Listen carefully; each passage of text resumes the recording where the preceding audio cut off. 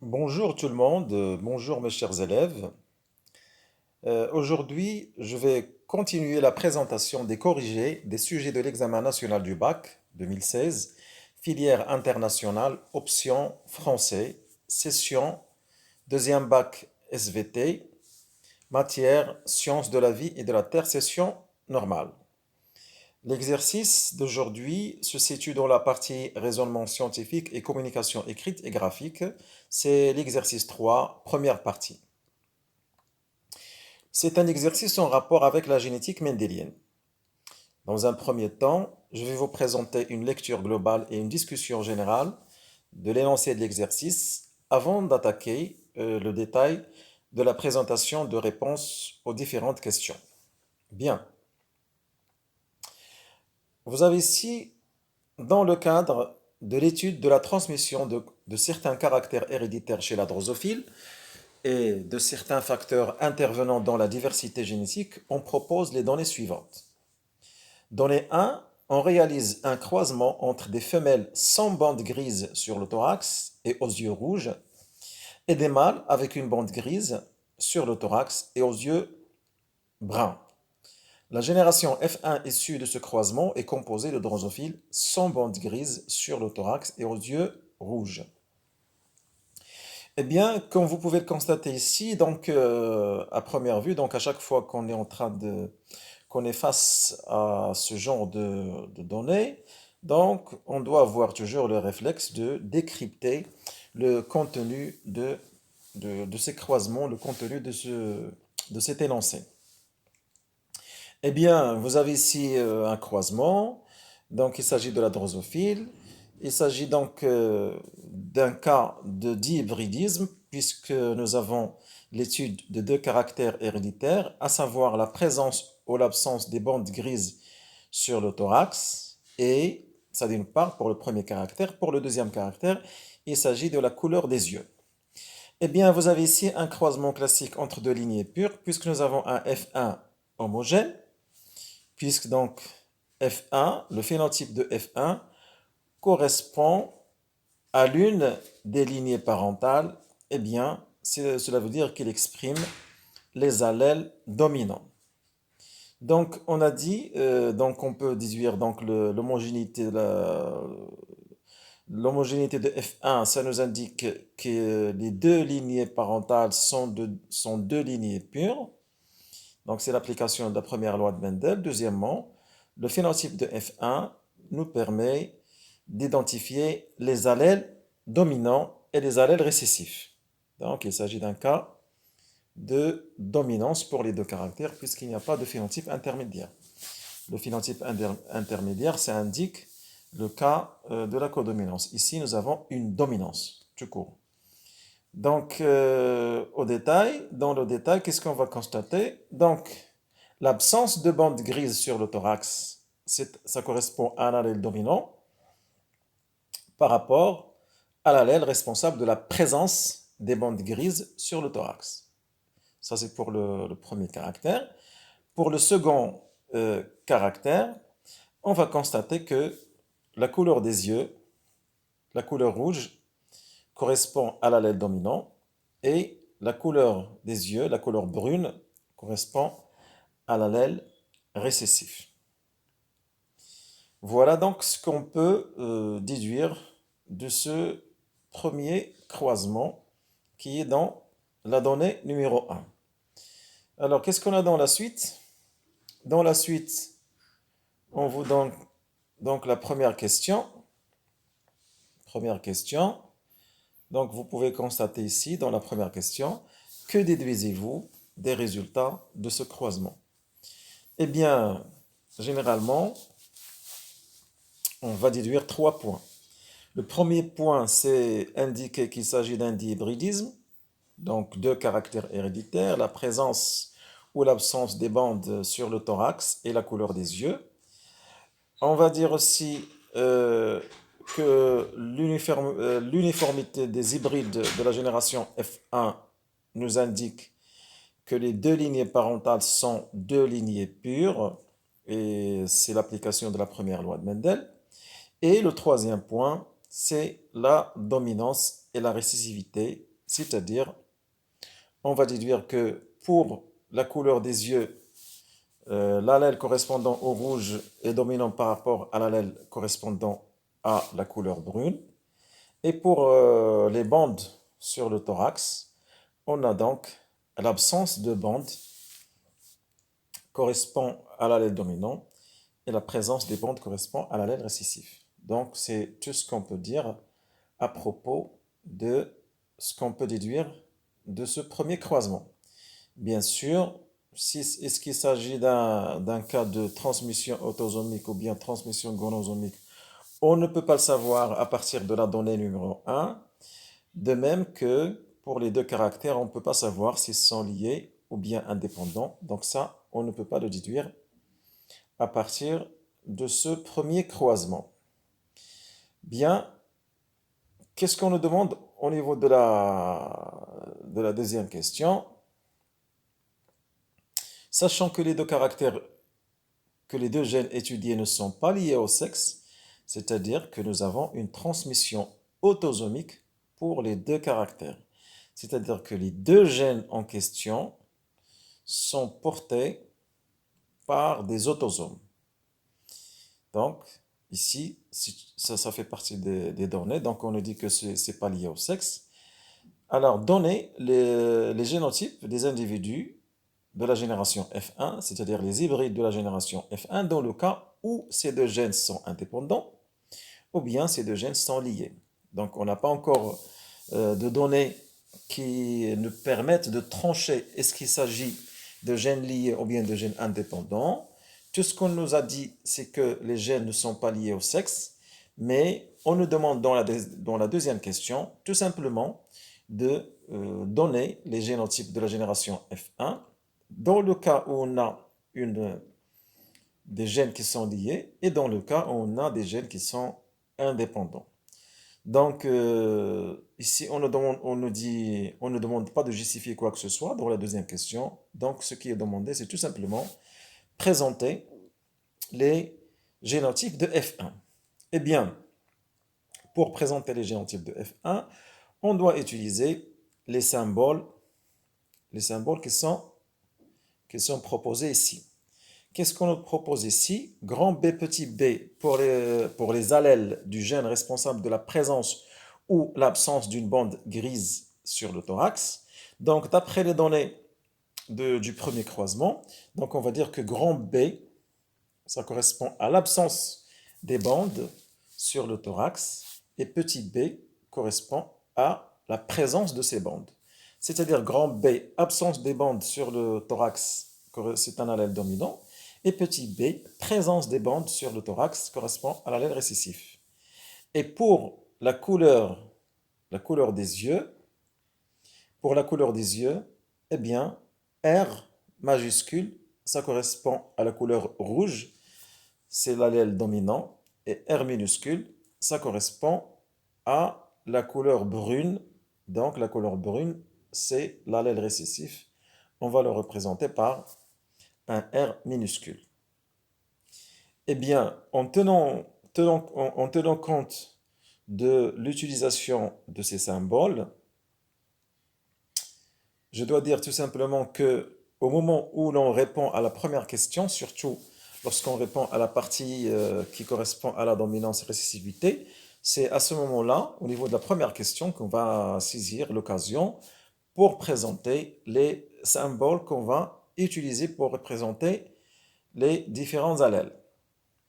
Bien. Et pour répondre à la deuxième question, et donc vous allez mettre le génotype de F1.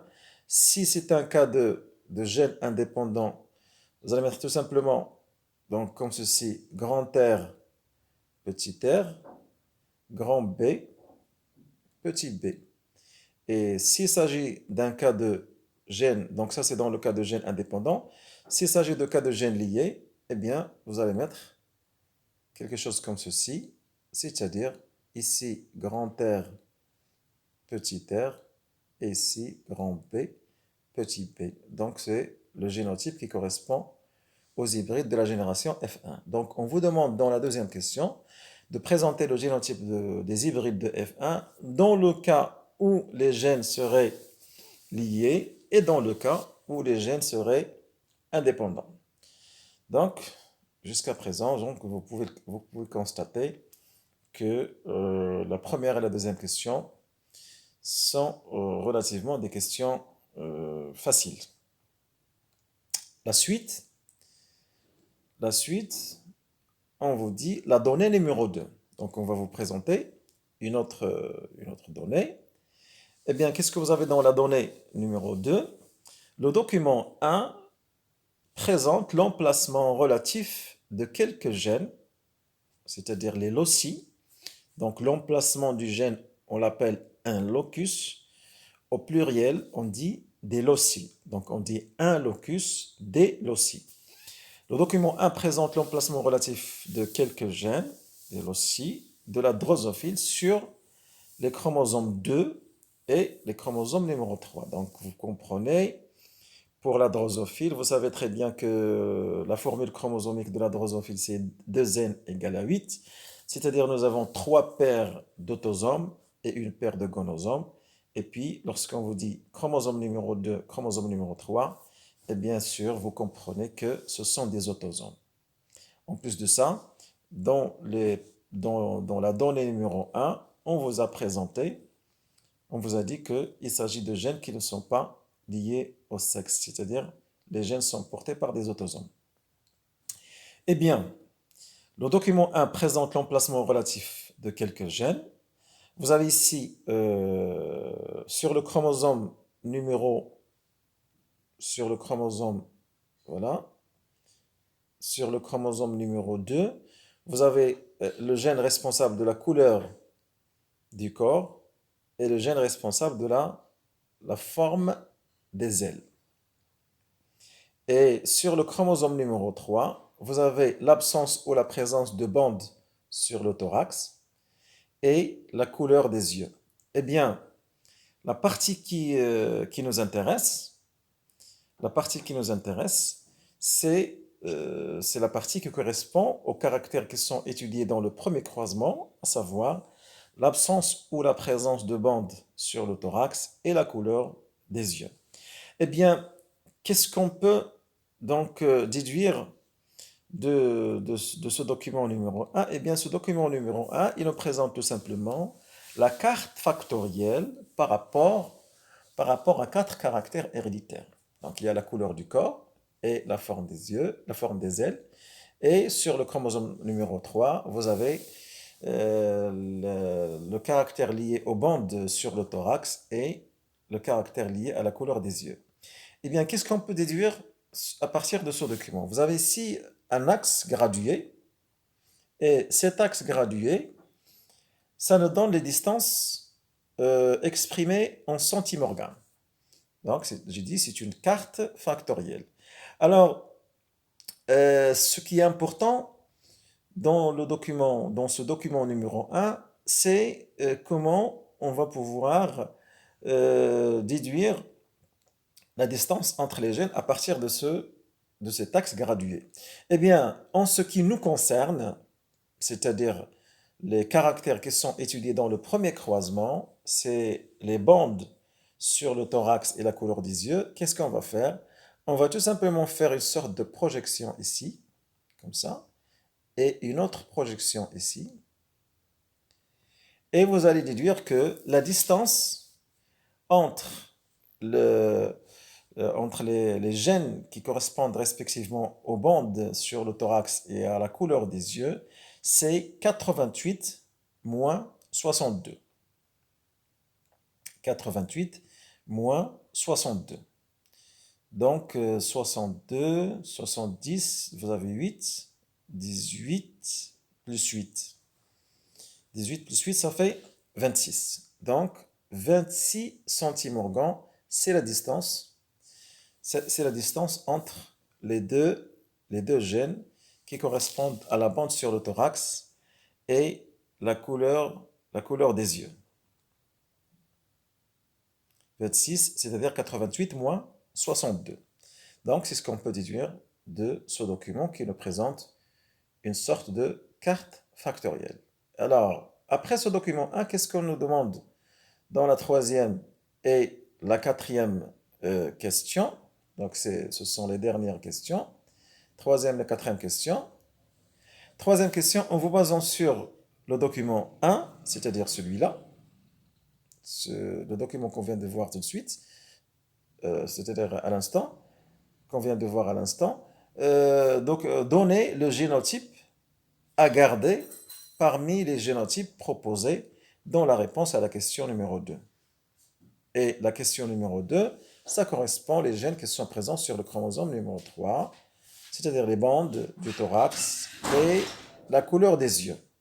Eh bien, tout simplement, parmi les deux génotypes qu'on avait présentés comme réponse à la question numéro 2, on va en choisir un, c'est-à-dire on va, comme réponse à la question 3a, on va tout simplement conserver le génotype qui correspond au gène lié, parce que d'après ce document 1, les gènes qui sont responsables de la bande sur le thorax et la couleur des yeux, ils sont situés sur le même chromosome.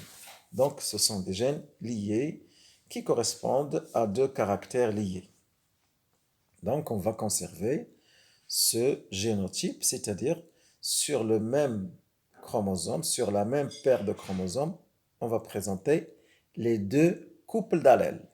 Le couple d'allèles grand R, petit r qui correspond à la couleur des yeux, et le couple d'allèles grand B, petit b qui correspond aux bandes sur le thorax.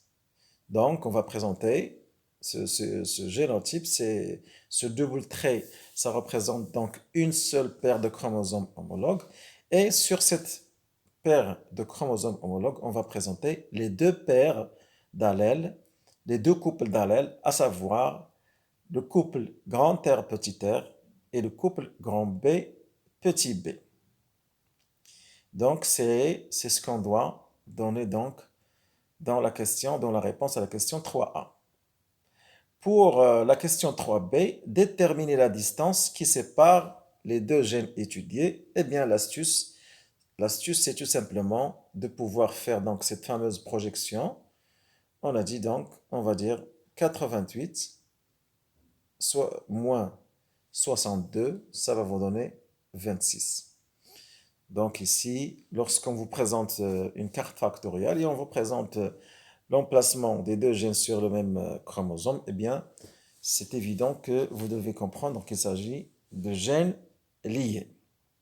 Et on vous dit ici, déterminer la distance, eh bien, la distance, c'est 88 moins 62, c'est-à-dire 26 centimorgans. Voilà, vous avez ici donc les distances entre les gènes représentées en centimorgans à partir donc du document 1. Et quatrième et dernière question, déterminer la proportion des phénotypes attendus suite à un croisement entre des femelles de la génération F1 et des mâles double récessifs, c'est-à-dire c'est un back-cross. Lorsque vous croisez des femelles de F1 avec les doubles récessifs, donc avec les parentaux récessifs, eh bien, c'est un back-cross et on vous demande tout simplement de déterminer la proportion des phénotypes attendus suite à un croisement entre des femelles de la génération F1 et des mâles double récessifs. On vous y donne un échiquier de croisement. Bien sûr, lorsqu'on vous demande un échiquier de croisement, on ne peut jamais parachuter comme ça un échiquier de croisement. Un échiquier de croisement, logiquement parlant, il fait partie de toute une interprétation chromosomique. Donc, lorsqu'on vous dit à partir ou bien en vous basant sur l'échiquier de croisement, c'est-à-dire ça sous-entend qu'on vous demande de faire l'interprétation chromosomique. Donc ça, c'est un point très important. Donc tout simplement, dans la quatrième question, on vous dit, on nous propose de faire l'interprétation chromosomique du back-cross, c'est-à-dire entre les hybrides de F1 et les parents double récessifs. Eh bien, de quoi nous avons besoin au niveau de ce croisement, de cette interprétation chromosomique? Nous avons besoin de savoir les génotypes des individus qui seront croisés, c'est-à-dire les génotypes de l'individu F1, c'est ce qu'on avait donc présenté au niveau de la question 3a. Donc nous avons le génotype. Et bien sûr, les doubles récessifs, c'est petit r, petit b, c'est-à-dire les parents qui présentent le phénotype récessif par rapport aux deux caractères. Donc c'est ce qu'on doit savoir. Et on doit savoir aussi, donc, à partir de la distance, donc ça aussi, l'astuce, c'est, on avait dit que on a ici calculé la distance qui est 26 centimorgans. Eh bien, lorsque vous faites le bac cross, pour les individus, les doubles récessifs, les parentaux doubles récessifs, donc, ils ont un génotype r, petit b, bien sûr, ils vont produire un seul type de gamète. Alors que pour les hybrides de F1, ils sont hétérozygotes pour les deux caractères, eh bien, ils vont présenter donc quatre types, ils vont produire quatre types de gamètes. Et parmi ces quatre types, il y a deux qui sont parentaux et les autres, ils sont recombinés. Eh bien, qu'est-ce qu'on va faire avec ce pourcentage de 26? Eh bien, on va le diviser en deux. On va en faire donc 13 plus 13. C'est le pourcentage qui correspond aux deux types de gamètes, recombinés, 13, 13. Et vous faites donc 13, 50, 50 moins 13. 50 moins 13, donc 50 moins 10, ça fait 40. 40 moins 3, ça fait 37. Donc vous avez 37, 37, 13, 13. Parce que c'est très important dans l'interprétation chromosomique. Dans l'échiquier de croisement, on va présenter les gamètes des types parentaux et les gamètes des types recombinés. Eh bien, dans l'échiquier de croisement, on doit, en plus de la présentation des types de gamètes, on doit présenter, bien sûr, les proportions qui correspondent à chaque type. Donc, la présentation des proportions, c'est très important dans un échiquier de croisement. Eh bien, nous avons dit 13, 13, 37, 37. C'est ce qui correspond respectivement aux gamètes de type recombiné et aux gamètes de type parentaux. Les gamètes des types parentaux. Bien. Eh bien, donc, cet échiquier de croisement, cette interprétation chromosomique, c'est la réponse à la question numéro 4. Donc, je vais revenir au début pour tirer votre attention sur un fait, sur une question très intéressante. C'est que lorsqu'on est en train de faire donc d'étudier un dihybridisme, vous avez ici donc dans la donnée numéro 1, vous avez un croisement classique entre deux lignées pures. Et vous avez ici une lignée qui présente les deux allèles dominants par rapport aux deux caractères héréditaires, c'est-à-dire l'absence de bande et la couleur rouge des yeux. Et l'autre lignée, elle présente les phénotypes récessifs pour les deux caractères, à savoir la présence de bande et la couleur brune des yeux. Eh bien, il faut faire attention. Donc ça, ici, donc, j'ai présenté un petit peu les choses en couleur pour pouvoir donc distinguer facilement les allèles dominants et les allèles récessifs. Mais dans un exercice donné, vous devez toujours faire attention. Est-ce que vous avez une lignée qui présente le phénotype dominant pour les deux caractères et l'autre présente le phénotype récessif pour les deux caractères? Vous pouvez vous trouver avec une situation où vous avez une lignée pure, bien sûr, qui présente un phénotype dominant pour un caractère et récessif pour l'autre, et l'inverse pour la deuxième lignée. C'est-à-dire, il faut faire attention. Est-ce qu'on est dans un cas, soi-disant, le plus habituel, c'est-à-dire on croise dominant-dominant avec récessif-récessif, ou bien on peut se trouver dans une situation où l'on a donc dominant-récessif avec récessif-dominant. Donc, on a toujours dans un cas de dihybridisme, lorsqu'on croise des lignées parentales, des lignées pures, des lignées pour lesquelles donc on va déduire qu'elles sont pures à partir de l'application de la première loi de Mendel, mais il faut revenir, il faut faire donc faire une lecture minutieuse des données pour savoir est-ce que nous avons un cas où une lignée présente le phénotype dominant pour les deux caractères et la deuxième présente le phénotype récessif pour les deux caractères héréditaires, ou bien on peut avoir une situation où l'on a une lignée qui présente un phénotype dominant pour un caractère et récessif pour le deuxième, et l'inverse pour la deuxième lignée. Parce que si vous ne faites pas attention à ce point-là, donc vous risquez par exemple de vous tromper lors de la présentation du génotype des hybrides de la génération F1 et vous allez vous tromper aussi lorsque vous allez réaliser le back cross, c'est-à-dire que vous n'allez pas pouvoir distinguer entre les gamètes et les phénotypes qui sont dits parentaux et ceux qui sont dits recombinés. Donc toujours, il faut avoir une lecture minutieuse des données de l'exercice. Eh bien, la donnée numéro 1, nous avons dit croisement entre deux lignées. Donc nous avons d'une part absence de bande et des yeux rouges avec présence de bande et des yeux bruns. Les hybrides de F1 présentent donc le phénotype dominant, c'est-à-dire la bande sans bande grise sur le thorax et des yeux rouges. C'est ce qui correspond aux allèles dominants. Eh bien, qu'est-ce qu'on va déduire de la première question? Donc la première question nous demande qu'est-ce qu'on va déduire de ce croisement? Que déduisez-vous des résultats de ce croisement? Eh bien, c'est ça, la réponse à la première question. Voilà, la réponse à la première question.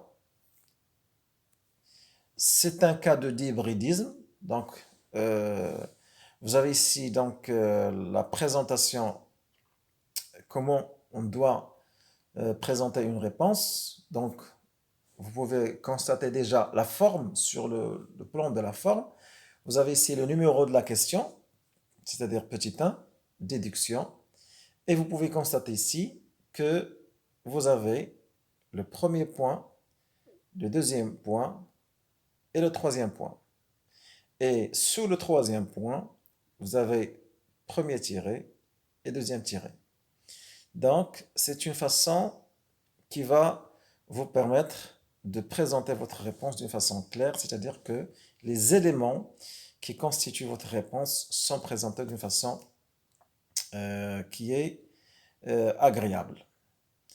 Donc, le premier point, c'est un cas de dihybridisme, étude de deux caractères héréditaires, les bandes grises sur le thorax et la couleur des yeux. Ça, c'est la première déduction. Deuxième point, la génération F1 est homogène, donc les parents sont de deux races pures. C'est l'application de la première loi de Mendel. Le troisième point, on va dire, le phénotype de F1 traduit les allèles dominants. Premier tiré, l'allèle responsable de la couleur rouge des yeux est dominant. Grand R, donc toujours c'est au moment de répondre à la question de la dominance que je vais présenter les symboles. Bien sûr, ce sont des symboles qui ont été proposés.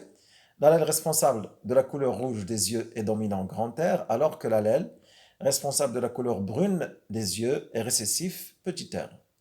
Deuxième tiré, l'allèle responsable de l'absence de la bande grise sur le thorax est dominant grand B, alors que l'allèle responsable de la présence de la bande grise sur le thorax est récessif. Voilà donc les déductions du premier croisement et c'est la réponse à la question numéro 1. Qu'est-ce qu'on nous demande dans la question numéro 2? On vous dit tout simplement, sachant que les deux gènes étudiés ne sont pas liés au sexe, donc c'est une transmission autosomique pour les deux caractères héréditaires, donnez les génotypes des individus de la génération F1, c'est-à-dire les hybrides de F1, dans le cas où ces deux gènes sont indépendants et dans le cas où ces deux gènes sont liés. Ici, on vous demande tout simplement de présenter le génotype qui correspond aux deux hypothèses, gène lié, gène indépendant, et on ne vous demande pas de justifier, on vous demande tout simplement de présenter les génotypes correspondant aux deux hypothèses, c'est-à-dire gène lié et gène indépendant. Eh bien, c'est la réponse à la question numéro 2. les génotypes des individus de la génération F1 si les deux gènes sont indépendants. Donc, vous avez grand B, petit b, grand R, petit r.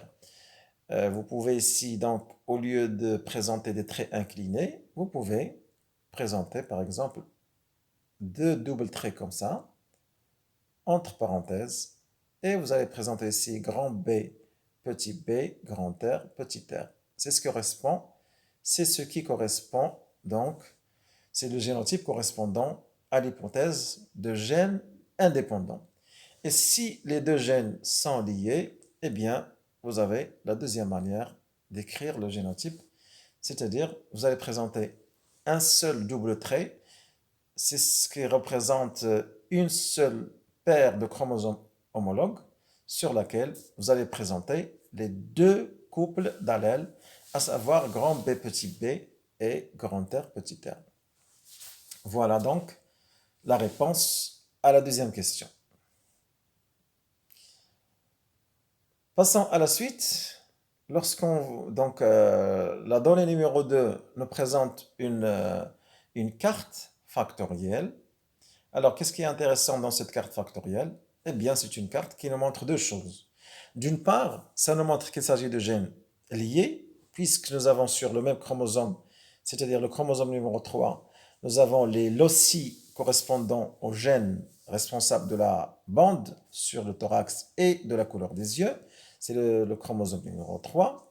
Donc, le premier enseignement qu'on peut tirer de ce document, c'est qu'il s'agit de gènes liés. Deuxième renseignement, et on va calculer la distance. Donc, on va faire cette projection. 88 moins 62, ça fait 26 centimorgans.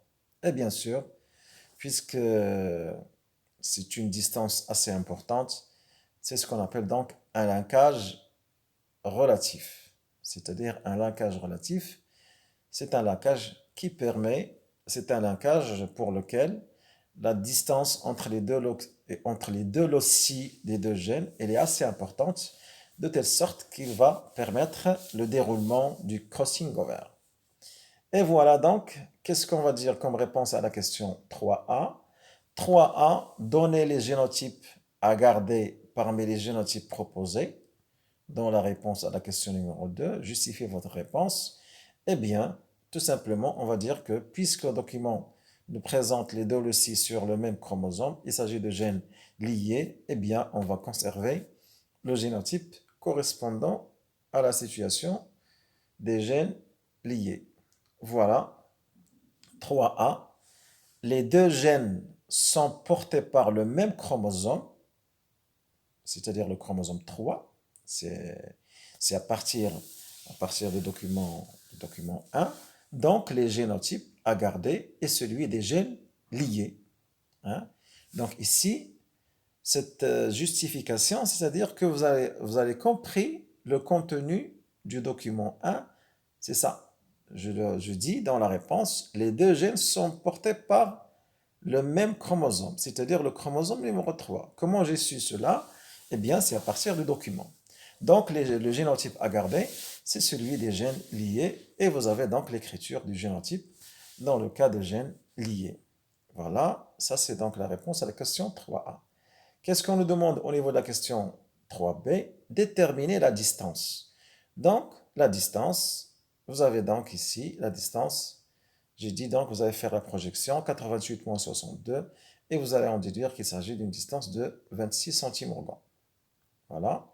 Comme réponse à la question 3B, la distance entre les deux gènes est dBr, c'est-à-dire la distance entre le locus B et le locus R, c'est, à partir du document, 88 moins 62 égale 26 centimorgans. Voilà donc la réponse à la question 3B. Qu'est-ce qu'il nous reste? Il nous reste la réponse à la question 4. Donc, déterminer la proportion des phénotypes attendus suite à un croisement entre des femelles de la génération F1 et des mâles double récessifs en vous aidant d'un échiquier de croisement. Donc, j'ai dit échiquier de croisement, cela veut dire qu'on va le présenter dans le cadre d'une interprétation chromosomique. Donc, à partir des données, surtout de document 1, c'est-à-dire voilà, cette fameuse carte factorielle, on va déduire qu'il s'agit de gènes liés, on va déduire qu'il s'agit d'un linkage relatif, et on va déduire aussi, on va pouvoir, à partir du calcul de la distance, on va pouvoir présenter au niveau de l'échiquier de croisement la proportion des gamètes produits par les hybrides de la génération F1, la proportion des gamètes des types parentaux et les gamètes des types recombinés. Donc nous avons dit 26, ça va nous donner 13 plus 13% pour les gamètes des types recombinés et 37 plus 37% pour les gamètes des types parentaux. Et c'est ce qu'on va donc, toutes ces données, on va les appliquer au niveau de la réponse à la question numéro 4 qui nous demande tout simplement de réaliser l'interprétation chromosomique du bac-cross F1 avec les doubles récessifs. Et à partir de cette interprétation chromosomique, on va déduire les phénotypes attendus suite à ce croisement-là. Donc le résultat, ce sont les phénotypes. Et lorsqu'on présente les phénotypes, donc résultats, c'est-à-dire dans la descendance de ce bac-cross, on va présenter les résultats, c'est-à-dire les différents types des phénotypes obtenus avec leurs proportions respectives. Donc, c'est ce qu'on nous demande. Voici donc l'interprétation chromosomique. Vous l'avez ici. Et vous savez ici donc la présentation classique d'une interprétation chromosomique. Donc, dans la première ligne, vous avez donc des femelles de F1 avec des mâles double récessifs. Dans la deuxième donc, ligne, vous avez phénotype, grand B, grand R pour les femelles hybrides de F1, petit b, petit r pour les mâles. Les génotypes, donc grand B, grand R sur petit b, petit r. Et les doubles récessifs, donc petit b, petit r sur petit b, petit r. Et vous allez présenter ici les gamètes. Et comme vous pouvez le constater ici, vous avez ici donc quatre types de gamètes. Grand B, grand R et petit b, petit r. Ce sont les gamètes des types parentaux. Grand B petit r et petit b grand R, ce sont les gamètes des types recombinés. Et à partir de la distance calculée, on va dire donc 26, donc 26 pour les types parentaux, 26 pour les types recombinés et 74 pour les types parentaux. Et au niveau de l'échiquier de croisement, vous allez donc représenter ici 26, c'est-à-dire 13, 13, 37, 37. Voilà donc l'interprétation chromosomique. Donc voici donc l'échiquier de croisement. Et puis donc vous savez très bien que dans un échiquier de croisement, on doit présenter les types de gamètes, leurs proportions respectives. Donc il faut ajouter ici, dans les cases, ici, il faut ajouter 37, 37, 13, 13. Ici, il faut ajouter 100%. Voilà. Donc, c'est très intéressant dans un échiquier de croisement, que ce soit dans la première ligne et la première colonne, les cases de la première ligne et la première colonne qui nous présentent les gamètes, il faut indiquer le type de gamètes et il faut indiquer les proportions. Donc, s'il vous plaît, c'est très intéressant de ne pas oublier les proportions. Et dans les cases internes, c'est-à-dire les cases qui correspondent donc aux individus de la descendance, eh bien, dans chaque case, les cases internes de ce tableau à double entrée doivent chacune présenter trois données. D'une part, vous avez donc le génotype, le phénotype et la proportion. Donc, s'il vous plaît, il faut faire attention aux éléments qui doivent être présentés dans toute interprétation chromosomique. Et une interprétation chromosomique, donc l'échiquier de croisement, ce n'est pas la fin de l'interprétation chromosomique, donc il faut présenter les résultats, parce que c'est ce qu'on nous demande dans la question, c'est à partir de cette interprétation chromosomique, et à partir de cet échiquier de croisement qui fait partie de l'interprétation chromosomique, on va donc présenter ce qui est demandé dans la question, à savoir les proportions attendues, et cela veut dire les phénotypes qu'on va avoir au niveau de la descendance. Et comme vous pouvez le constater ici, Qu'est-ce qu'on a au niveau des phénotypes de la descendance? Eh bien, vous avez ici la 37% grand B, grand R, 37% petit b, petit r, 13% grand B, petit r et 13%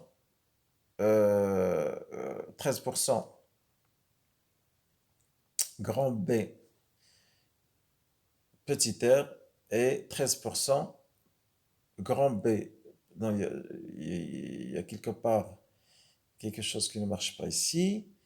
Grand B, petit r et petit b, grand R. Petit b, grand R. Donc c'est ça. Ici, on doit mettre, dans cette dernière partie, on doit mettre petit b, grand R. Et voilà donc le résultat attendu dans la descendance de ce bac cross. Avec ceci, donc, je termine cet exercice. Eh bien, tout simplement, je vous souhaite bonne chance et à une autre fois. Et d'ici là, portez-vous bien et au revoir.